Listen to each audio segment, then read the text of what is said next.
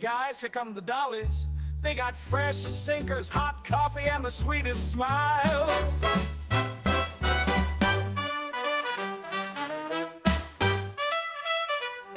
Welcome back to the Clubmobile, everybody. We're so happy to have you joining us today. Hi, everyone.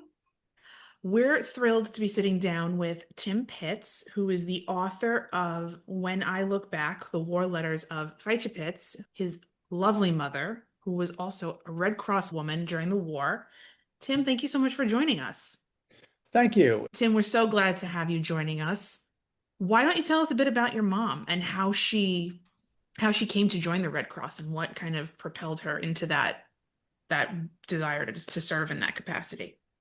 Perfect. I don't think it ever would have dawned on my mother not to serve in some capacity during the war. In fact, her role model was her father, who actually served in France during World War I twice.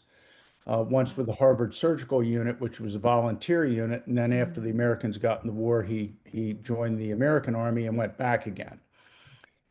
So she originally actually tried to become a WAC, and she was turned down because they found a heart murmur. So next step was Red Cross, which is actually sort of interesting because it was more difficult to get into the Red Cross than it was to become a WAC. But her father, this well-known surgeon in Providence, Rhode Island, undoubtedly knew the surgeon that gave her, or the doctor that gave her a physical up there, and instructed him that his daughter was to pass the exam. So she did, and she passed the exam and went into the Red Cross and in early 1943. She was not the only one in her family that enlisted. She had a brother, Herman Pitts, who also enlisted, although he never did go overseas. So she was the only one in that side of the family that went. But that's basically how it happened. Wow. Red Cross requirements were very strict. I mean, Yes. we've dug into this quite a bit where, Yeah. I mean, there was a specific age gap. You had to be educated. You had to hold a job before you joined. And they really put them through a lot of physical training as well, which is, you wouldn't think that women serving, Coca-Cola and coffee and donuts would need to go through that much physical training, but it's incredible to me that they did. Well, Yeah. she was even taken to FBI headquarters at the time and taught how to shoot certain weapons, including a Thompson submachine gun. Which she had a brother that was significantly younger than him. And in one of her letters, she writes home and said, Johnny is going to be so jealous. Tell him I got to shoot. No I matter love what, the that. sibling rivalry prevails, huh? Yes, Yeah, I was it about to always say that. does. Yes. It always prevails. How did the idea for the book happen? Was it a case of you found your mother's letters from wartime, or was it something that your mum was always openly talking about as you grew up? It's actually a really good story. My mother talked about it. We were well aware, and I don't know exactly when, but we were well aware of the fact that she had been in Europe during the war, and we knew she was with the Red Cross. Um, but and as she got older, my mother died on Halloween morning in 2008. And she had been in Alzheimer's care for a couple of years before she died. Mhm. Before that, we would get her talking at times, and I tried everything I could to try to get her to write a book, and even would interview her. But and if you notice in the book, there's a first chapter. One of the first chapters is her memory. She started to write things, and then it just fell by the wayside. So after she died, or after we moved her into Alzheimer's care, we collected all of her stuff, boxes that she has saved, and so on and so forth. And they made it to my brother's apartment in Baltimore. And I was there visiting one time, and he was going someplace. And I asked him if he'd mind if I rummaged around in all of the boxes, and he said no. So I started rummaging around, and I came up and found them. Now keep in mind, she died in 2008, and I never found them until 2017. Wow. So Wow. all these letters were there, and I started going through them, and I said, "My gosh, this is a treasure trove of history." Mm. So I got all of the letters. I put them in chronological order, and I read all of them. Now, I should hasten to say, reading my mother's letters is like transcribing Sanskrit. Her handwriting, I knew her handwriting, so it was a little bit easier, but there were some things that I really did stumble over.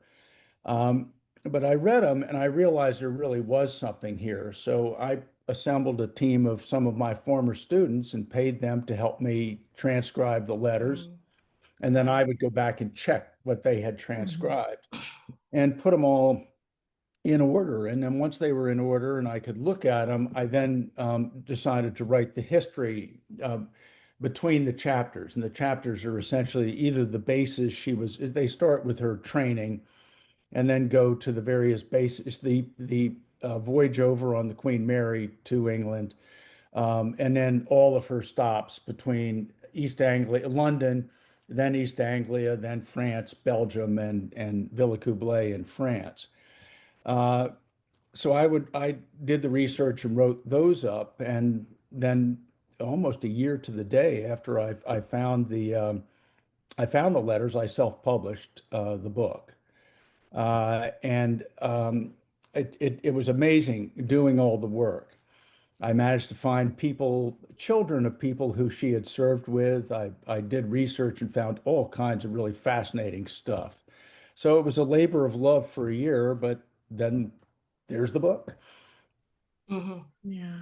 It's a wonderful book too. I enjoyed the chapters most where she is so close to where I grew up, the chapters where she's in Felixstowe Yes. and having the opportunity to learn about what it was like during the war there, because obviously I was born in 95. We moved there around 97, I believe, 98.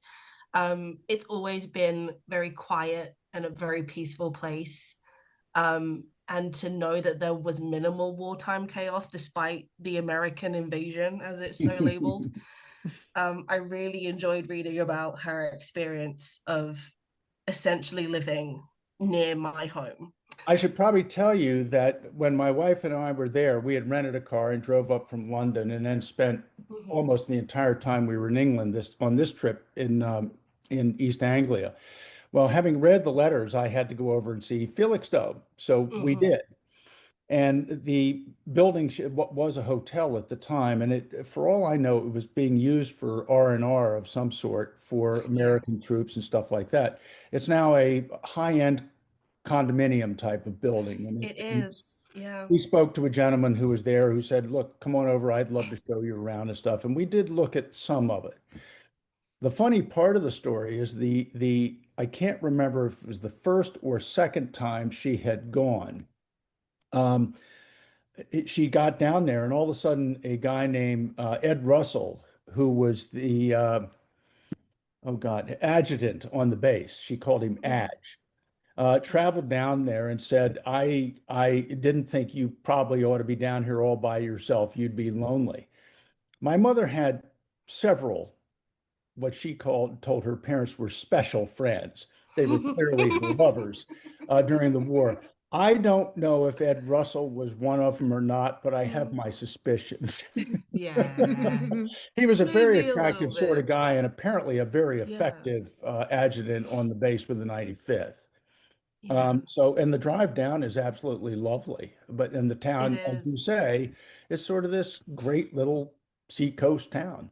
Yeah. It's Yeah. Yeah. really, really nice. It sort of borders it's all in like one big line of coastal because you've got Yes. Felixstowe and you've got Lowestoft and then you've got Great Yarmouth across the way, which was used as a air point for a lot of the bomb groups. Great Yarmouth was Splasher 6 for the 100th Yes. bomb group. So it's been really fascinating for me to see my home through different eyes, especially being so far away from it as I have been for so many years. Did your mother enjoy her time there? Was this her favorite posting, or do you Oh think she gosh, enjoyed that's London hard to or perhaps say. France more? Yeah. She loved East Anglia. Mm. And in reading the book and reading about the people that she met in East Anglia, these were people that were clearly really she was very close to. And in fact, after she transferred out of the 95th Bomb Group, and went down to Ninth Bomber Command. She seemed to make sort of regular trips back up to see everybody. She'd go up for one reason or another, or people would come down to see her. And the same was true, I think, in some of the other bases she was on. So yeah, she loved England, loved being up in Horham and Eye and Diss and up in that area. But I really think there was everything about the UK that she just loved. Her trip to Mm, Scotland, and at one point she went to Ireland, but I think that was after the war was over. mhm. Um, um, she enjoyed it thoroughly. Now, I should also say that if you read her letters, you find out that she loved France too. And Right. Yeah. once she got to Belgium, some of her favorite people were the nuns in a convent in Saint Trond. So Hmm. Mhm. was there a favorite? It's hard to say, except she always loved England and always wanted to return to England, which she finally did after my father died. Mhm. Yeah. What was that like, that first sort of reunion or the first time that she returned? Um, well, that was just to England. When my Mhm. brother and I took her back to a trip, we took her to we said we would take back, just remember the places you've been, Mom, and we will go and visit them in England. So we actually visited 9th Bomber Command, or the general area around Hmm. St. Mark's or Mark's Hall. And then Mhm. we went to where the 91st Bomb Group was in Bassingbourn, if I remember correctly. But we spent most of our time where the 386 Bomb Group was located, and that was in Great Dunmow. Mhm. Okay. I think the favorite group in a lot of ways was probably the 386. She was with them for about 13 months, where she was with the 95th for, I don't know, 4.5 or 5 months. I think Bomber Command was another 5 months. And then 91st Bomb Group was only a couple of weeks Yeah. before she Right. transferred down to the 386th. Um, Now I'm not sure where this question got started, but anyway, she saw, put it this way, she saw a great deal of England. Oh, when we took her back, we spent most Mhm. of the time with the 386. Interestingly, she never mentioned the 95th Bomb Group to us. We had no idea, even while we Okay. were there. And I started to think about it later after she died, and I realized that was a major omission. When she was there for 4.5 months, they lost 30 B-17s. That's 300 guys. Mhm. Statistically speaking, out of the 300, 150 were dead. The Yeah. rest were missing. They could have been POWs. They could have been picked up by the resistance and gotten out. But once an American flyer was smuggled out of France, they couldn't fly again. Uh, Mhm. to be shot down again, there was a chance that they would give away the resistance network and all that kind of Right. stuff. So Right. they never did. So these were people that even though she was there for a reasonably short period of time, she would have recognized or known most of them. And I'm sure for a 26-year-old girl, basically, um, to experience that kind of loss would have been horrifying, and it Yeah. probably weighed on her very badly. Furthermore, as a Red Cross volunteer running the clubs, so she was a donut dolly. One of the things they did was go down to the airfield and sweat in the flights and then serve coffee and donuts before the men went to be debriefed. Right. Right. And so she would have seen the people coming off the planes that at times were dead or horribly wounded. And when we get to it a little later, talk about her well after the war and what she was like in post-war America. I think I think the experience weighed on her to the degree that she probably suffered from some degree of PTSD for probably most of her life after she got home. Mhm. And I just suspect the 95th might have been too painful for her to talk about. Yeah. That would Yeah. make It makes sense, sense that truly. it's easier to omit it than to Yeah. Yeah. force Well, yourself to live through that they were in the again. same bomb group as the 100th and the 93rd. And Mhm. all three of those groups took horrific beatings during the Yeah. war, especially the Yeah. 100th. Hmm. Mhm. Absolutely. Yes, Yeah, it does make sense for her, mentally to omit it because it was possibly too painful to talk about, too painful to mention, or even to go over there to relive it, which is Yeah. incredibly sad.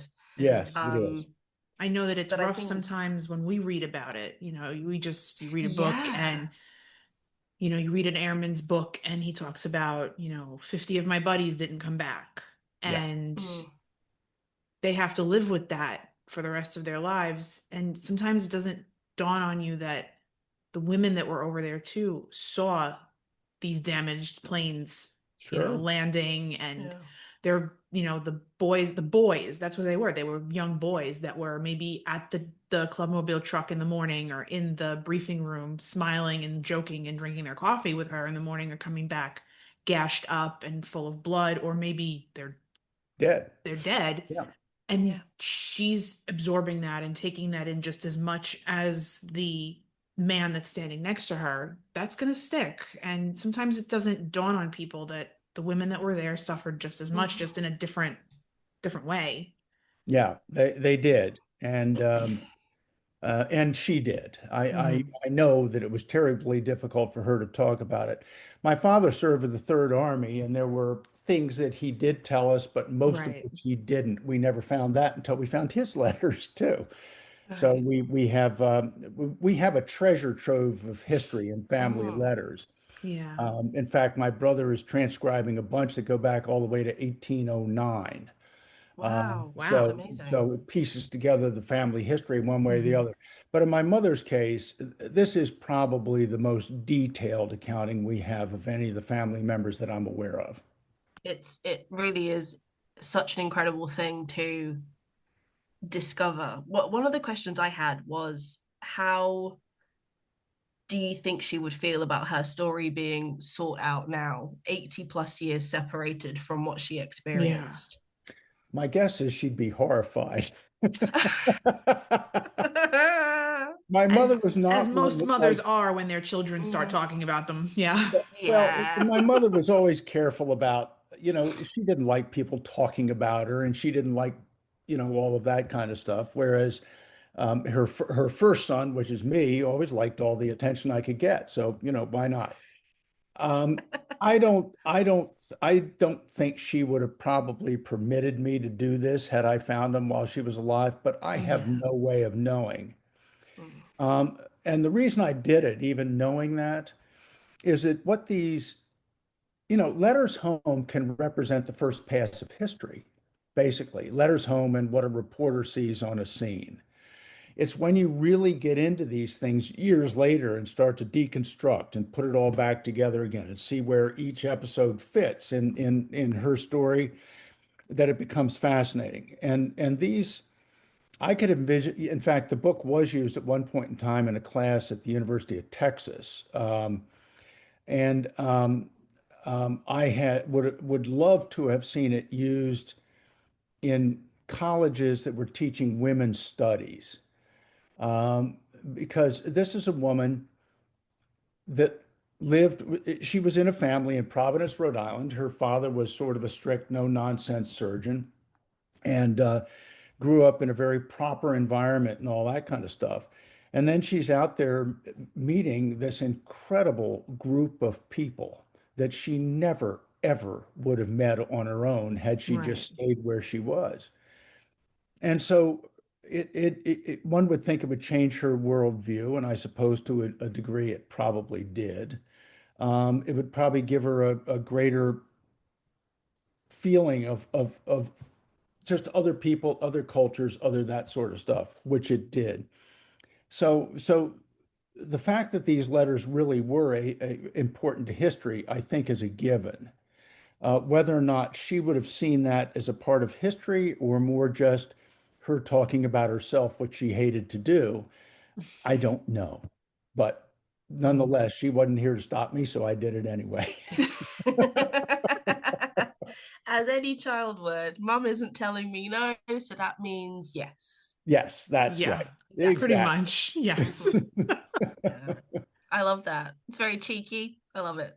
Well, that's what we learned to be after a while. Yeah. Oh yeah, yeah. You gotta be.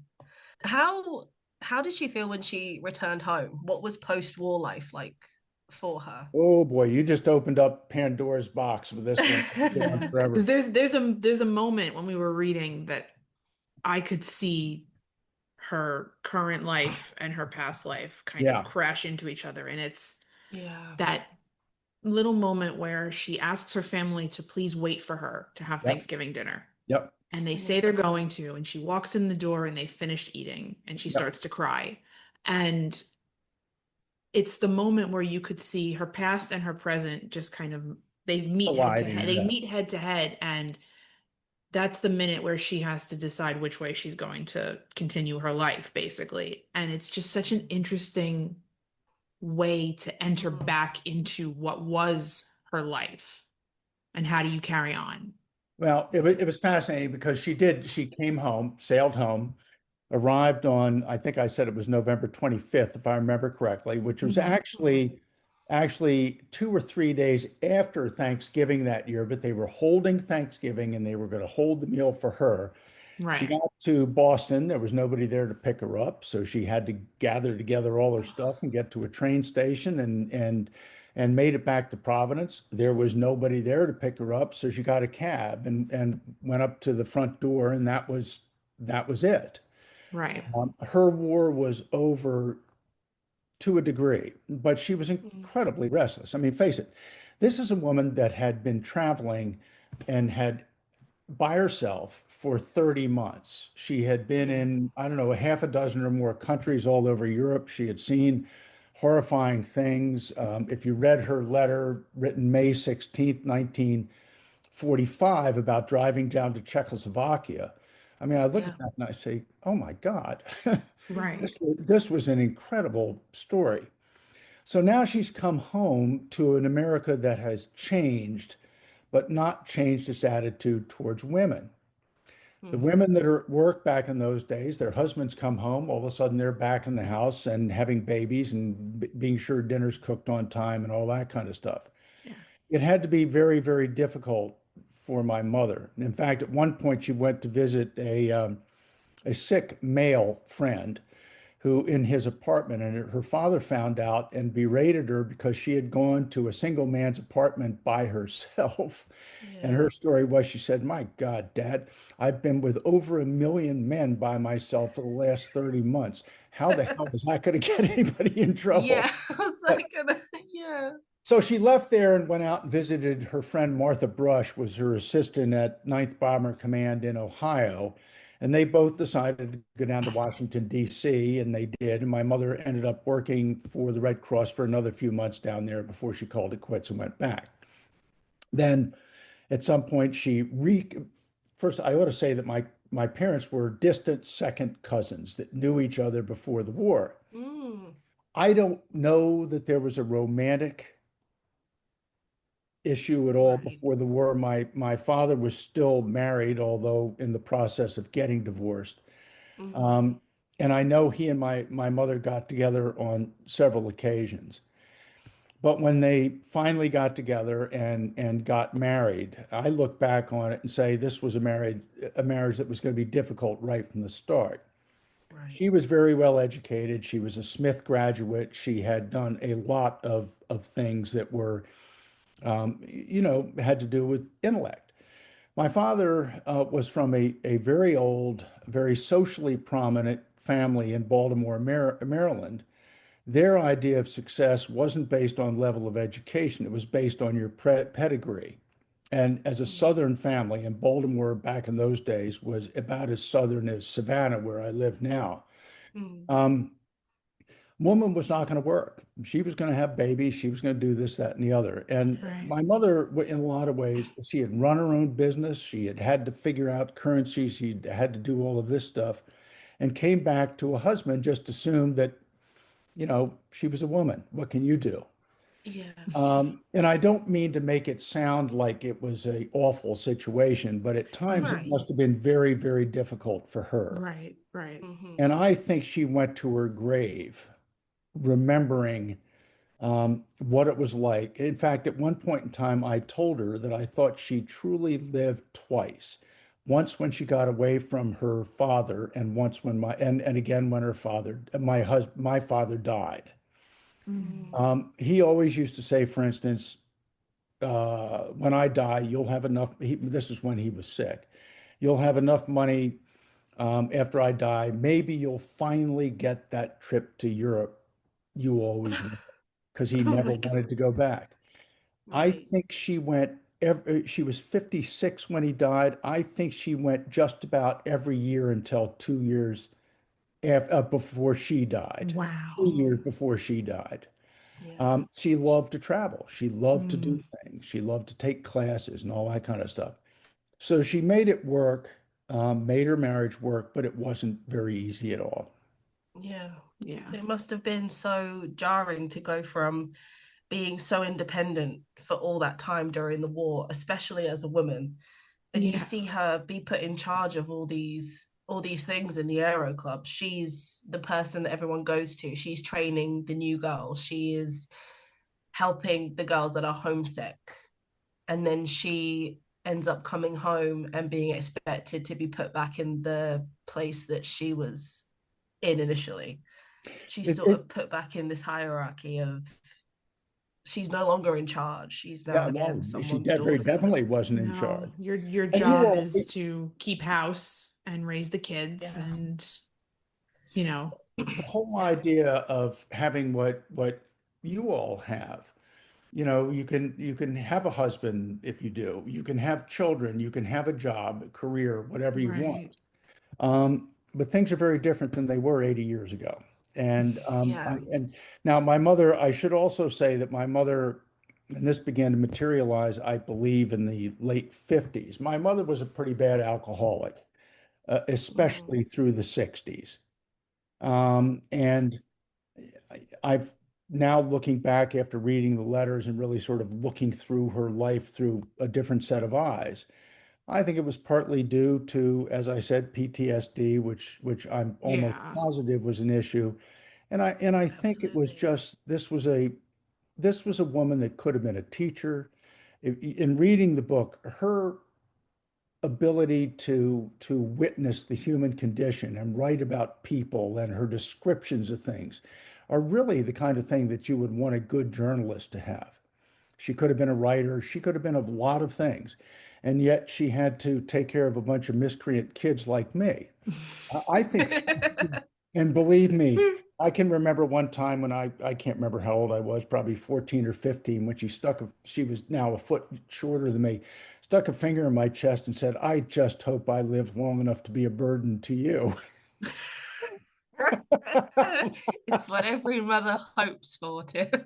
Well, she was I'm never a gonna burden to me, bring but it then back. again, I left Baltimore and that was my brother's problem.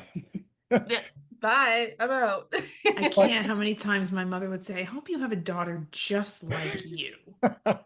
Yeah, my mother told me that, and I hope you my have daughter kids is. just like you. And I'm like, well, what's that supposed to mean? I think I'm pretty cool. I think I'm pretty okay. That's the thing. My mother, I think my mother said that to me in moments of anger, and now I have a Yeah. daughter that is exactly like me, and I'm like, this is great. What was she talking about? well, and Having a occasionally great time. you'll catch Mm. yourself saying something to your children that say, "Oh God, that's something my mother would have said." I've done it so many times, Tim, where I feel like I've left my body and I've gone, Really? oh Well, no, be that's not I quiet. true. know. I say things and I go, All oh right. God, I open my mouth and my mother comes Mother out. comes out. Oh, Well, Yeah, so, it's quite jarring. it's like I said, we would get snippets of things, and we were able to piece together bits and pieces of this. hmm. And even despite her quirky behavior at times, and despite all that, it was fun to get her talking about any of that kind of stuff. Mhm. It really and truly was. So, Did she and she have a did. favorite memory of her time in the Red Cross? Was there one moment that she constantly talked about, or one that she labeled that was her favorite memory of a horrible time during the war?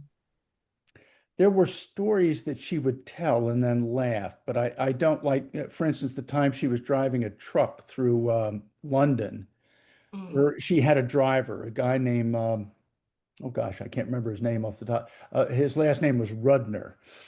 Yeah. And they were driving through London, and a but they looked over the Thames, and and a buzz bomb was coming up beside them. Yeah. Yeah. And he started to speed up, and she said, "What are you doing?" And he said, "Well, I'm going to try to outrun it." And she said, "No, don't be a fool. Stop the car." And he stopped the car, and it went up a couple hundred yards and hit a building. And Mm. then they just kept going. She said there was no point in stopping. There were plenty of people there, and they didn't stop. So she would Mm. tell stories like that, um, Yeah. but which were designed to entertain kids. Right. Right. But she didn't talk about a whole lot of other stuff. Now, we did Mhm. take her back to France one time, and that really, unfortunately, her mind was slipping at the time, but you could see that there was a real affinity for Baron Seurat and Beaumont Suaz and all that with the 386 bomb group. She loved those people too.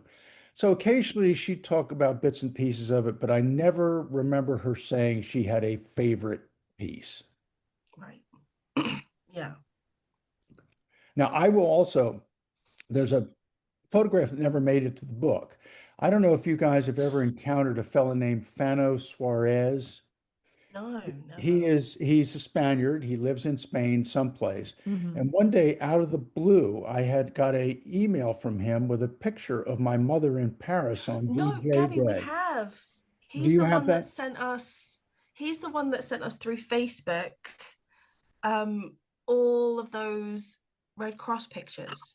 Well, Oh, she is yes. standing in a crowd out in front of the Red Cross, the Rainbow Red Cross Club in Paris, as opposed Hmm. to one Yeah. in London, surrounded by GIs holding a paper that says "Japs quit."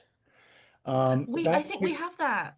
It We We is might have that have that photo. saved. Yes. it's Hmm. a priceless photograph. Yeah. All the times I've been to Paris and the time we took her to Paris, you would have thought she would have mentioned that she had been there Yeah. for DJ Day, Yeah. but she never did. I remember the name didn't ring a bell That might until have you even made said it into our VJ Day edit. it It did. did. And It because did. I And I sent might have you even seen something it. that I might said have even seen it in the museum when I was in New Orleans in October I was Yeah. told at it the was in, end of the Pacific campaign exhibit. It might have been yeah. one of those. I have to look now. I have to go back through my pictures and see if it's there. Mm. Well, one of my friends here, whose mother was a donut dolly, in fact, she was one of the first women into Ohrdruf. She Hmm. got there right 2 hours after Eisenhower, Patton, and Bradley left. She drove Mhm. in her truck, and her description is just gut-wrenching. Mm. But in fact, Susan, her daughter, and I write women articles, occasional articles down here Hmm. called "Women at War." They have to be women that were in war zones, and those were Mm. two of the stories. That picture was probably taken by a military photographer. I kept Yeah. hoping that it had Yeah. been taken by Life, but no. And I've got a copy of it here too. It is an extraordinary photograph. Really, Yeah. really great It photograph It of is. really, her. really It is. really And then there's is. so many of others of her wading around in the mud in France, and there are pictures of smelling flowers and doing kinds of stuff in England. We have a I lot of love all memories the there. I love all the pictures of her in the book because especially in East Anglia, it looks like she's not in a place where she's, you know, essentially feeding people that are coming back from combat missions. It looks Yeah. like she's just on sort of some sort of peaceful excursion, especially the pictures of her in the aero clubs. Yeah. And Yes, in fact, all of the pictures, it doesn't look like she's there to help win the war. She's just she's just having a there. great time. Yes, exactly. But people would tell her extraordinary things, and she Mm. was she was every man's mother, sister, aunt, Yeah. whoever. Yeah. And they took it very seriously. They would come in and talk to these ladies, and she would see them and do things with them. And I'm not so sure she ever dated officially dated anybody that was a member of a flight crew. Yeah. I think that was a smart decision. Yeah, I can Mm. But imagine there were why. Yeah. there were others, and she talked about, everybody from um, um, the adjutant at the 95th Bomb Group to a guy at Mhm. the 9th Bomber Command they called Big Barn Smell. He was an enormous guy with Yeah. superhuman strength that would drink like crazy. And she was able to go and say, I think it's time for you to leave. And he would leave, apologize, and leave very quietly. Yeah. But she always thought he was going to kill somebody, so she'd get him out of the club as fast as she could. Yeah. I also really liked how she would start a letter and then not finish it for 4 days because she had to stop what she was doing Yes, whenever somebody exactly. came There Yeah. could into the be three or club. four different dates on a letter. Yes, Yeah. right. I Yeah. think there's one that begins on the 5th of the month and she doesn't eventually finish it until like the 20th of the month or something. And every headline's like, sorry, someone came in. Sorry, I had to go to Yeah. bed. Yes. I think that's what I love so much about wartime letters. I mean, wartime letters have to be some of my favorite type of historical, Yeah. documents to go through because it really gives you a through the eyes firsthand account of what these men and women were going through. But the Red Cross letters are just some of my favorites. I mean, and it Mm. really does show how they would drop everything to help somebody. I'm in the middle of writing to my mother, but you need me. Okay, I'm gonna pack it in for That tonight was and their take care of job. you. That was their Their job job. wasn't to write their mother, it was to be Yeah. there for the benefit of the men. Yeah. Yeah. And And the it fact was that they very, were so censored too. Yeah. And then she began to self-censor, but even through that, you have no idea if she's sad, if she's sick, if No. she's no, never They um talked never at let all. on. No. never let them see you cry. And I think Yeah. that counted for not just the men, but it counted for family too. You are I overseas am and don't want to positive worry them. I'm positive she had some very emotional moments over there, Oh, not just on absolutely. Yeah. VE Day or VJ Day. I'm sure there are times she just collapsed. Yeah. But that wasn't that wasn't like my mother to write that kind of thing. She would bottle that up pretty tightly. Mm. And there really, there was it was a limit as to what she could do. And even after we had taken Europe, um, France, for instance, she really couldn't write much about the stuff that she was doing. It Right. wasn't until afterwards that she began to speak more about it, where she had been and the stuff she had done Mm. and so on and so forth. And I go back to that letter of May 16th, which I think is a classic letter. This is her drive with Jack Zeltner, who was her lover. Yeah. By the way, I found Jack Zeltner's son, and we had a couple of very nice conversations. That's But nice.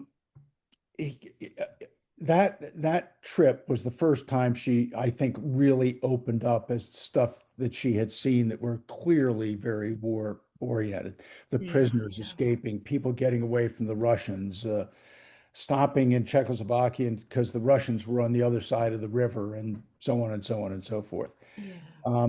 That I think is probably my favorite one of all Mm. the letters. Yeah. Although, as I tell everybody that reads the book, you don't want to bounce around with these letters, and you are going to get bored with some of them because how much interesting is it to read about the fact that she wants her parents to send her a girdle or a can of sardines.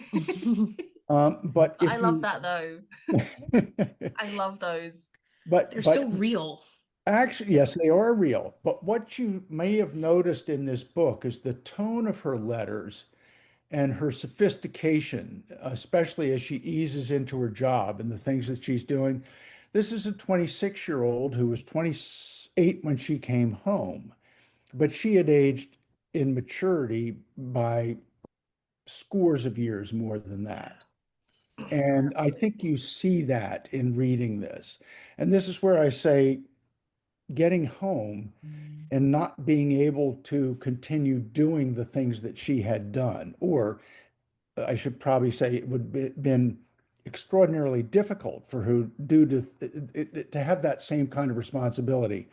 Um, that had to be very deflating, I think, Yeah, Oh yeah. absolutely. you know.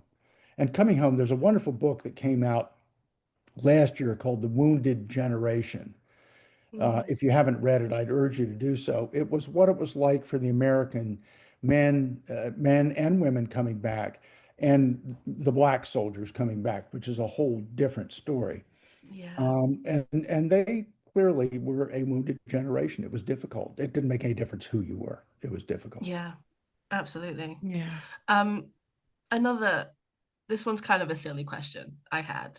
Did she remain an animal loving person for the rest of her life because of the zoo of pets that she seemed to Oh collect my during her time gosh. in England? Well, we had, when I was born, she already had a dachshund named Heidi.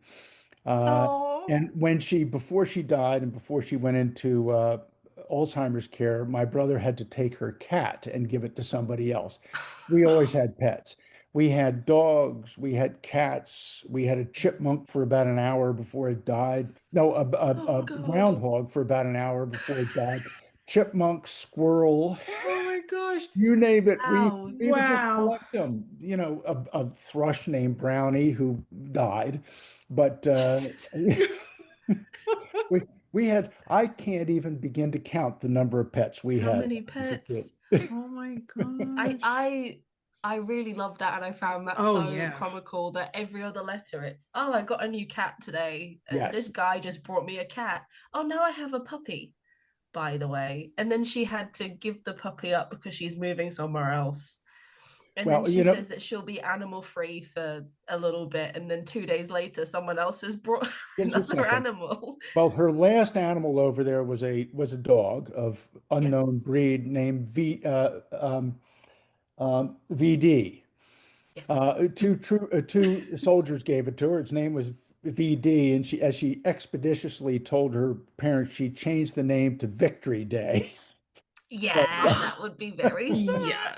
And smart. she really wanted to bring that dog home, but then realized it would be impossible. So she left Yeah. the dog with one of the guys on the base in Villa Coublay.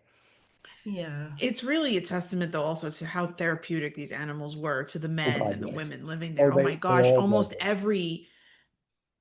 it's almost every bomber group or every account where you read of life on base, there's pets. Who Yep. had a dog? Who had donkeys? Who had a Yep. cat? It's Donkey's thing still throws me though. the donkey The thing still throws me because, yeah, those donkeys were brought back from Africa. But it's I insane. mean, there was dogs and farm life because all these bases were smack in the middle of farmland, and it really, Yeah. I guess, offered this taste of just regular, hey, I'm a guy with a dog and I'm taking my dog for a walk, I'm not fighting the Yeah. war. It was just a taste of therapy and normalcy for them. But it's still, yeah, it blows my mind just how many animals were really around for the war. Well, war Yeah. is anything but normal. So you're Yeah. absolutely Yeah. right. I think Exactly. one of her other letters, and I can't remember where it is in there, is they snuck a goat into her room one night. Yes. Yeah. And Yeah. It's and like so they towards the got into the room, beginning. and there's the goat, and there I think was the cat. Maybe the cat's name was Janie. I can't remember now. Hmm. Sitting there staring at this goat, side-eyed. Wondering, what the hell is that animal doing here? They did have a lot of fun teasing each other, and these were ways of diffusing the tension, I suppose. They would just have fun. And then because the Yeah. next day you didn't know whether you'd be around to have fun anymore. Yeah. Yeah. And unfortunately, a lot of them weren't. Uh, Am I correct in thinking, Tim, that there was a personal connection between your mother and someone in the bomb group? you mean somebody from home? Yeah. Yes. Oh yeah, 3 to 6 bomb group. There was a fella from home that was there. Um, Hmm. I'd have to look up the name, but there was a fellow that was home from there, and he was married to a friend of my mother's, and so That's it. she knew Yes. him and his wife. He had a slight wound. He got a piece of plexiglass or something in his eye, but that was fixed, Yeah. and he did his things. My mother was thrilled when it was time for him to go home. She was Yeah, I scared remember to reading death that. that he would Yeah. Hmm. die, you know. And of Yeah. course, you would be with every time somebody went up, you were scared to death. Oh, yeah. Yeah. Not only are you meeting all these new people, these young boys, and you are essentially sending them up for potential death, having a personal connection like that, as in your friend's husband, is Yes. there that must have been absolutely Yeah. terrifying for her. Well, she went when she was in France after the war was over, she visited two grave sites Hmm. of Mm, husbands of friends of hers that had died, one in the Bulge, yeah. maybe both in the Bulge, I can't remember now. Hmm. Um, so yeah, that had to be very difficult. Oh And then yeah. she met a nurse, somebody she knew from Providence in Paris. And this is the first hint she gives of drinking being an issue. And she mentions it obliquely through the letters. In this one, she said, she's got the same problem as I do. We can't seem to walk past the bar. Mm, And then in another one, she mentioned that Jack Zeltner had cut her off a couple of times. right. So that's an indication that there was something coming for her. Yeah. Yeah. Um, and once again, I completely understand it. I mean, Yeah. Yeah. as I hope you all don't know it, but growing up with an alcoholic in the family is not fun. And it would Hmm. have been very easy for me, since I often was the brunt of some of her anger. It would have been very easy for me to walk away, and just say, screw it, somebody else can deal with this woman.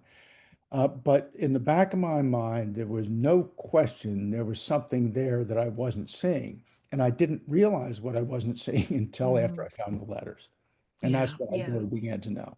But by the time she died, we had for a couple of decades, I suppose, we'd come to peace with one another, and it was always fun to visit her and so on and so forth. Yeah. Do Yeah. you have a favorite letter from all of them? I know we've mentioned the 16th of The May May one. Do you 16th May have, letter. 16th, yeah. yeah, Well, there's another Or a one. favorite story that she might have told you about her yeah, service when you were growing up. She would tell odd stories like about the time, and this was in, I'm almost positive, in England, when a bunch of black GIs came into her canteen, and the white GIs tried to throw them out. And my mother, all of 5'4" or 5", whatever she was, basically told them if they didn't stop it, she would throw them out of the club, and she would close the club, and they wouldn't have a place to go anymore. wow, So Wow. that was it for that story. I think the diary she kept on the Queen Mary is one of hmm, my favorites. Yeah. As you all might remember, one of her cabinet mates was Kathleen Kennedy, yep, um, John Kennedy's sister, who died in 1948 in a plane crash. And the other Yeah. one was one of the others was Catherine Spatz, whose hmm, father, Toohey Spatz, was the general that was in charge of the air war for the Allies in Africa and then came up to Europe after that. Right. we will I thought say, Tim, that the reason that we have this podcast is because we wanted to learn more about Tatty Spats. That was one of the reasons we began this. I It don't know. was just that. My mother never mentioned her again. I have Really? no what she Really?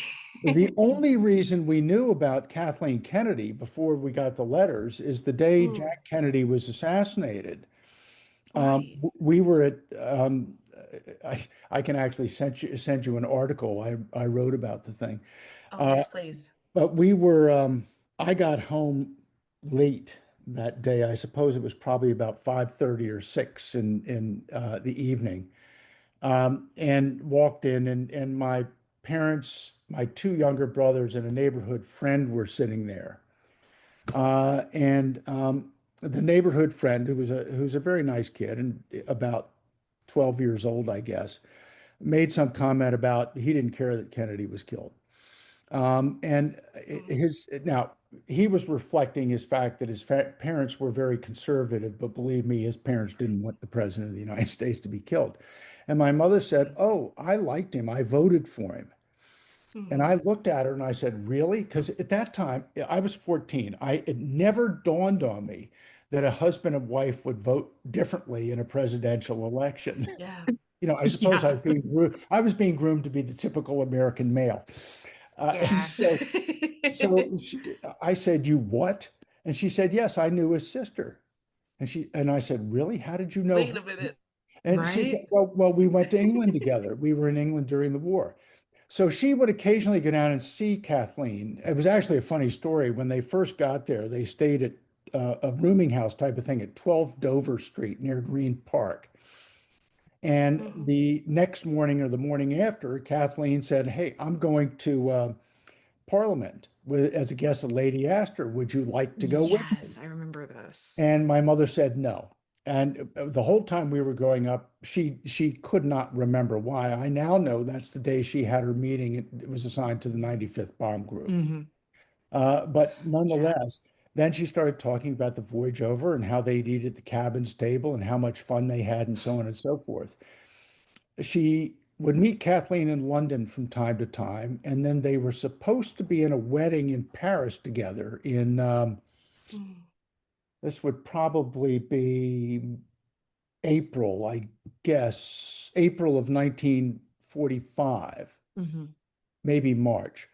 And but the bomb group was 386 bomb group was leaving Bern-sur-Oise to go to St. Trond in Belgium that day, so she couldn't do Yeah. it. And I don't know that she ever saw Kathleen again after that or not. Mm. Yeah. Yeah. That would But make sense. yeah, I suspect she probably didn't. And then, of course, Kathleen stayed over there when she got married and then died Yeah. in Right. 48. Yes. Yeah. I think that's one of the more amazing stories out of the book is that instantly we see some familiar names Yes. like Yeah. Kennedy and we see Tati Spats and you're like, wow, Well, did instantly. you note the name Robert? I think it's Mercivy. Yes. Hmm. Yeah. That's Robert Preston, who played the Music Man in the movie The Music Man. Yeah. Yes. He was in an intelligence group over there. And what's amazing, she never mentioned that all these luminaries would come to the bases. Jimmy Stewart was there, and um, Greta Garbo. I think there were a whole lot of them that would come and Yeah. visit the bases. Yeah. And she, of course, as a person that was helping with social stuff, she would have met all these people. I had no idea. And the one thing she brought us up, you know, never be a name dropper. So when all of a sudden I had a good job and I was meeting all of these people that I was meeting, don't be a name dropper. So, so I just See, stopped talking about it. I don't blame you. We have to sometimes reel ourselves in too. Yes. Yes. There's Well, there's a few instances where we're like, oh, we shouldn't say anything. and Um, when you get to my age and you come down and live in a community where everybody is very successful and you start dropping names, they all start yawning. I just love her story so much. yeah, Well, me I can too. tell you, I can talk about this stuff all day long. But if anybody wants to read the book, they're probably going to get a better idea of what's going on than if I sit here and Yeah. expatiate about the thing all day long. So the heck with it. Hey, no spoilers. No, exactly. We already reviewed it in our quarterly book club, and hopefully everyone's listened to that and taken it upon themselves to buy the book and read it Yes. because we, of course, gave it a rave review because we just love wartime letters so Yeah. much and we love this story and yeah, it's been excellent to learn about your mother and to speak to you. This has been lovely. Thank It you for has Well, been. joining this has us. been a great fun. Well, Yeah. thank And you guys very, very much. thank you so much. We appreciate you Yes, taking time thank you out of your too. day to speak with us and to share your mother's beautiful story. Well, thank you. Thank you. She had quite an Thank adventure. you so much. Yes. So She long, she sure guys. did. Thank you, Thank everybody, for you. joining us, and Bye. we will see you all next time. Thanks Bye. everyone. Bye. Bye.